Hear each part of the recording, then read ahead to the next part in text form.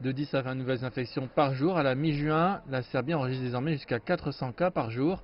Le sud du pays connaît aussi une forte hausse, mais contrairement à mars, quand l'épidémie a commencé, les gens sont beaucoup plus vigilants.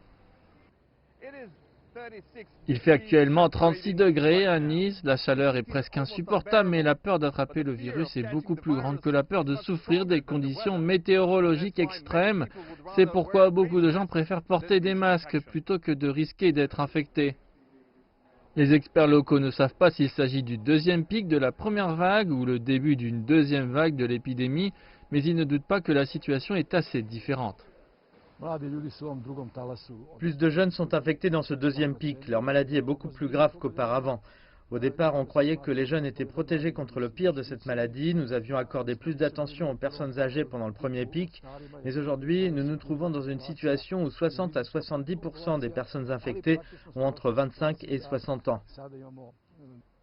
Les autorités serbes ont rapidement réalisé que le système médical du pays était surchargé et que de nouveaux hôpitaux devaient être construits. Beaucoup ont peur de ce qui se passera, nous allons le demander et je suis convaincu que nous serons parmi les premiers à recevoir un vaccin. Nous, je le sais, ne serons pas au bout de la file. En attendant, nous devons nous préparer à toutes les possibilités pour nous assurer que nos citoyens soient soignés correctement afin que nous ne soyons pas pris par surprise par une augmentation soudaine des infections. Et en prévision de l'automne, la Serbie a commencé à construire un nouvel hôpital destiné aux patients atteints du Covid-19 dans la banlieue de Belgrade. Le projet de 30 millions de dollars disposera de plus de 1000 unités de soins intensifs et semi-intensifs.